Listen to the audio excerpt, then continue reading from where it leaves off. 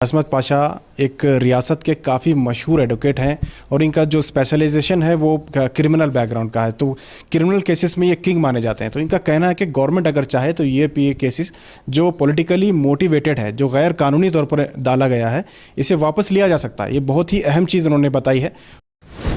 कई 100 बच्चे जो हैं यूएपीए में अंदर हैं, तो इन लोगों के लिए गवर्नमेंट की तरफ से कुछ कर सकते हैं? उनका क्या रुख होना चाहिए गवर्नमेंट का? वापस ले सकते हैं, पावर है। अंडर सेक्शन 321 में गवर्नमेंट को पावर है।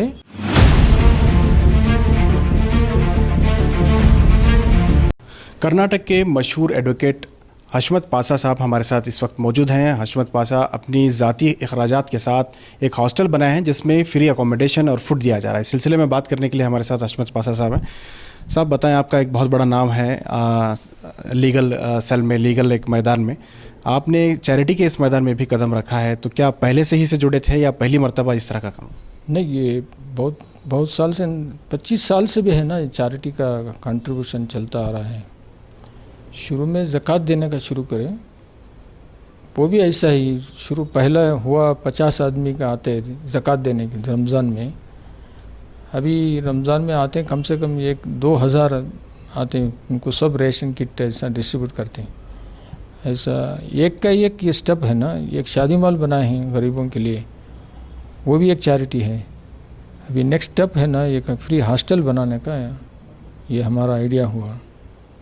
अब इसमें खिदमत कितना हो सकता है, ये हमारे कौम या दूसरे कौम कौन भी हो, ये काम शुरू करना है और ये जारी रहेगा ऐसा ही। सर, ये बेंगलुरु के बिल्कुल मरकज़ में शेषाद्रीपुरम जैसे मसरूफ़ तरीन इलाके में महंगी जगह है, यहाँ पे आप नया हॉस्टल बनाएं। कितने लोगों के यहाँ अकोमोडेशन है? कैसे बच्चे एडमिशन ले सकते हैं?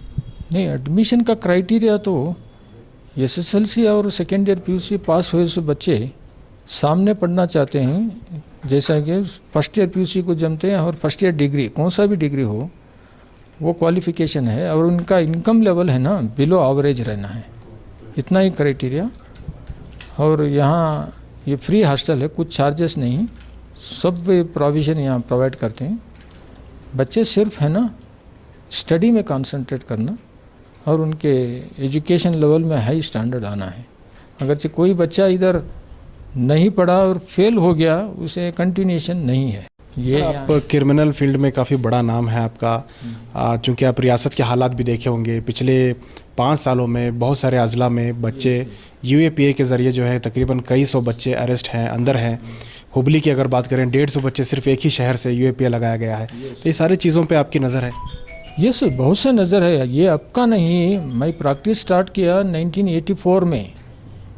मैं जितना भी फ्री खिदमत किया हूँ हमारे कम्युनल वायलेंस, ये कम्युनिटी के वास्ते है, कम्युनल वायलेंस केसेस, वैसे अब तक कोई वकील नहीं करा है। वो लिस्ट हमें नहीं बताना चाहते।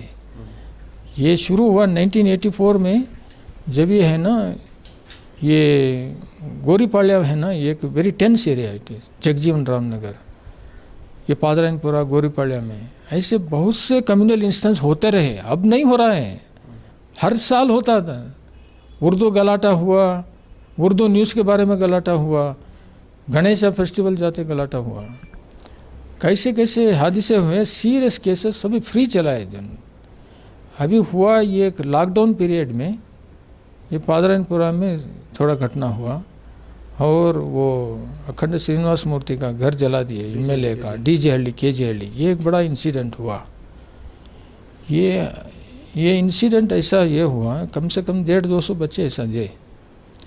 इसमें भी है ना थोड़ा हमारा खिदमत है, पूरा खिदमत नहीं, क्योंकि ये दूसरे यंगर जनरेशन लायर हैं। ये काम है ना यंगर जनरेशन लायर करना है। जहाँ ये जब हादसा हुआ, जब तक हमें सीनियर एडवोकेट हो गए थे, वो सीनियर एडवोकेट का काम क्या है वो हमें कर सकते हैं, हमें ग्राउंड लेवल को नहीं जा सकते।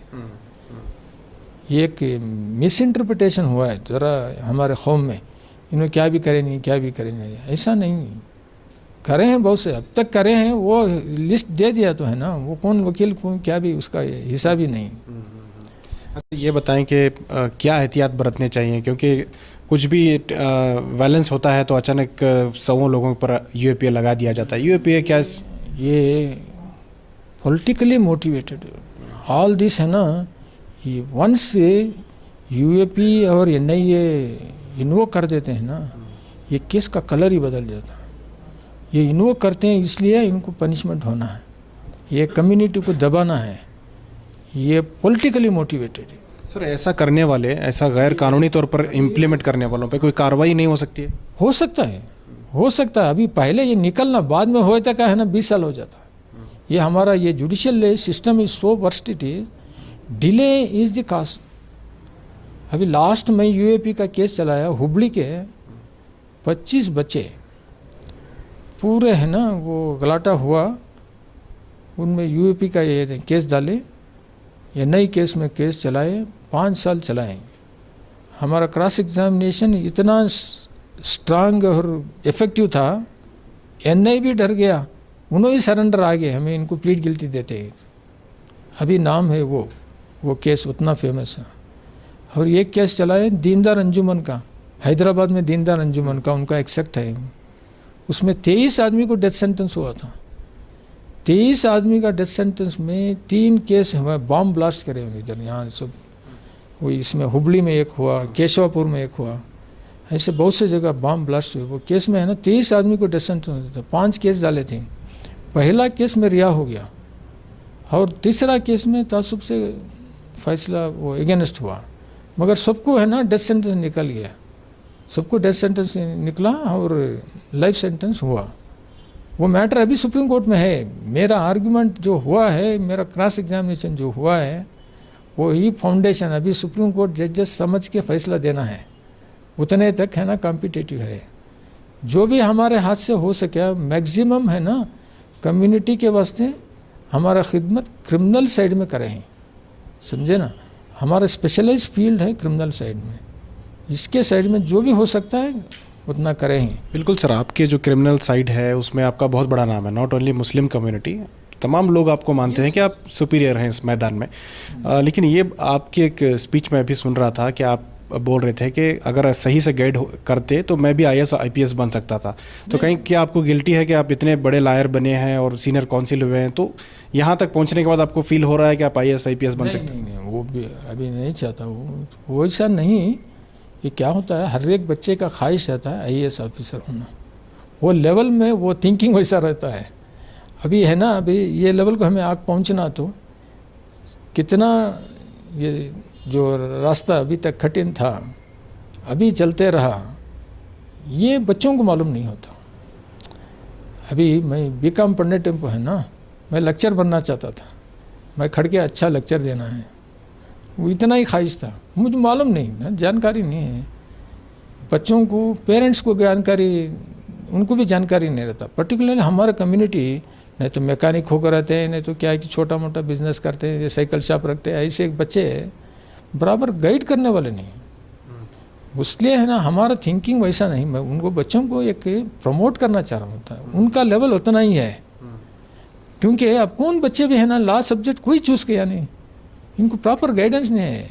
तो ज़्यादा कम्युनिटी में कोई नहीं करता सब्जेक्ट में इतना मौका है, क्यों नहीं आ रहे थे उनके?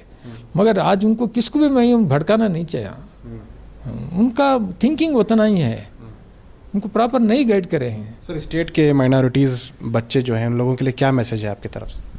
माइनॉरिटीज़ बच्चों के लिए ये मैसेज हमारा, बेसिक एजुकेशन है ना, अच्छा पढ़ना है, प्रॉपर सब्जेक्ट चूज़ करना है, मालूम नहीं तो दूसरों से है ना जानकारी लेकर प्रॉपर सब्जेक्ट चूज़ करना, मेहनत करना, डेफिनेटली कामयाब होते हैं। हमारे बच्चों में कुछ कमी नहीं है, सब इंटेलिजेंसी है और बच्चे अच्छे लेवल तक पहुंच सकते हैं। ये कॉम्पीट करना बहुत इम्पोर्टेंट है, क्योंकि है ना दूसरे कौम वाले इतना नीच से बात करते हैं, इतना अब साहब आगे ही गए, हाँ दूसरा कम्युनिटी वाला उन्हें उसे हिसाब ही नहीं रखता है। वो इतना एक एक घटना होते हैं जब है ना ये सभी इनके आदतें ही ऐसा ही समझ जाते हैं। एजुकेशन में अच्छा ऊपर आए, ये हमें इक्वल हो गए हैं ना, कौन क्या ही पूछता नहीं है। सर एक अच्छी बात ये भी रही है कि हिजाब हलाल जैसे कई इश्यूज़ में पिछले 5 सालों में नॉन मुस्लिम एडवोकेट ने भी काफ़ी अच्छा सपोर्ट किया है इस इश्यूज़।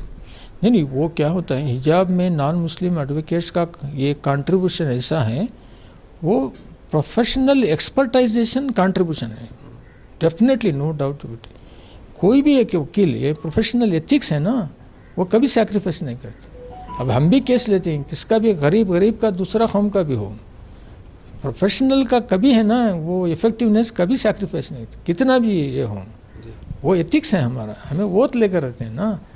अभी वो वकीलों ने अच्छा सीख रहे हैं। अभी देखो सुप्रीम कोर्ट ने एक जज एक फैसला ले लिया, पूरा दब गया। 2 जजों में एक फैसला एक तरफ आया, एक तरफ इधर आया, डिवाइडेड ओपिनियन हो गया हिजाब के बारे में। वो इश्यूज़ है ना, उसको भी दब गया। अब थर्ड ओपिनियन किसके पास जाना, क्या लिखता है, वो फिर भी है ना एक क्वेश्चनेबल वन। वहाँ भी अच्छे से एक्सपर्टाइज लायर कंट्रीब्यूशन करते हैं, वो तो नहीं, ये प्रोफेशनल सर्विस है। सर ये बताएं, नई सरकार आई है, कांग्रेस गवर्नमेंट आई है, आपके क्या सजेशंस हैं माइनॉरिटीज़ को लेके? ये फर्स्ट सजेशन ये है, जो 4% रिजर्वेशन था वो वापस करना उनका काम है। 5 ಗ್ಯಾರಂಟಿ 5 ಗ್ಯಾರಂಟಿ ಕೊಟ್ಬಿಟ್ಟು ಅಂತಲ್ಲ, ಮುಸ್ಲಿಮರಿಗೂ ಈಗ ಆ ಗ್ಯಾರಂಟಿ ವಾಪಸ್ ಕೊಡಿಸ್ಬೇಕು। ಮಾತು ಕೊಟ್ಟಿದ್ದಾರೆ ಅವರು, अभी तो 4% पे स्टे है, कोई दिक्कत नहीं है। 4% तो हुआ है, सुप्रीम कोर्ट में स्टे हुआ है, इसलिए शांत हैं। मगर अगर कुछ हुआ सुप्रीम कोर्ट में नहीं हुआ, जब पॉलिटिकल वाइज से है ना उन्हें करना है। नेक्स्ट सर और क्या सजेशन? और ये कम्युनल वायलेंस नहीं होना है, एक शांत, ये पीसफुल एटमॉस्फेयर मेंटेन करना, ये एक इम्पॉर्टेंट है। हम ना उम्मीद है कांग्रेस गवर्नमेंट जब भी रहते हैं ना, ये ऐसा होने नहीं देंगे। कांग्रेस हो कौन सा भी हो, ये हर एक गवर्नमेंट भी मेंटेन करने का ये है। मगर ये गवर्नमेंट आया है, अभी तो कुछ वैसा इंस्टेंस नहीं हुआ है, नहीं होने देंगे, ये तो उम्मीद है उतना ही। सर अभी कई 100 बच्चे जो हैं यूएपीए में अंदर हैं, तो इन लोगों के लिए गवर्नमेंट की तरफ से कुछ कर सकते हैं? उनका क्या रुख होना चाहिए गवर्नमेंट का? वापस ले सकते हैं, पावर है अंडर सेक्शन 321 में, गवर्नमेंट को पावर है। ये cases politically motivated, deliberate motivated करते हैं, और बहुत से बेकसूर हैं, ये गवर्नमेंट लेवल में डिसीजन लेकर है ना, ये विथड्रॉ कर सकते केसेस, उतना तक पावर है। ये केस के बारे में कुछ नहीं है। अभी राजकुमार का केस वापस लिए, अब्दुल करीम ने सुप्रीम कोर्ट तक गए, फिर भी है ना गवर्नमेंट को पावर है, मगर उतना टफ डिसीजन लेना ये सब भी ज़रा टफ काम है। गवर्नमेंट को भी एक लिमिटेशन रहता है, ऐसे डिसीजंस लेना बहुत मुश्किल है। फिर भी ले सकते हैं, कानून में स्कोप है। बहुत बहुत शुक्रिया सर, बहुत सारे जानकारी दी आपने। ये थे हशमत पाशा साहब। हशमत पाशा एक रियासत के काफ़ी मशहूर एडवोकेट हैं, और इनका जो स्पेशलाइजेशन है वो क्रिमिनल बैकग्राउंड का है, तो क्रिमिनल केसेस में ये किंग माने जाते हैं। तो इनका कहना है कि गवर्नमेंट अगर चाहे तो ये केसेस जो पॉलिटिकली मोटिवेटेड है, जो गैर कानूनी तौर पर डाला गया है, इसे वापस लिया जा सकता है। ये बहुत ही अहम चीज़ उन्होंने बताई है। हुकूमत को चाहिए कि इस मामले में गौर करे, क्योंकि रियासत में कई 100 बच्चे यूएपीए में गैर कानूनी तौर पर जो यूपीए लगाया गया उसमें जेलों में बंद है। देखना होगा कि हशमत पाशा साहब की इस अपील को गवर्नमेंट किस तरह से लेती है। कैमरा पर्सन समीर के साथ शाहिद काजी, बेंगलुरु।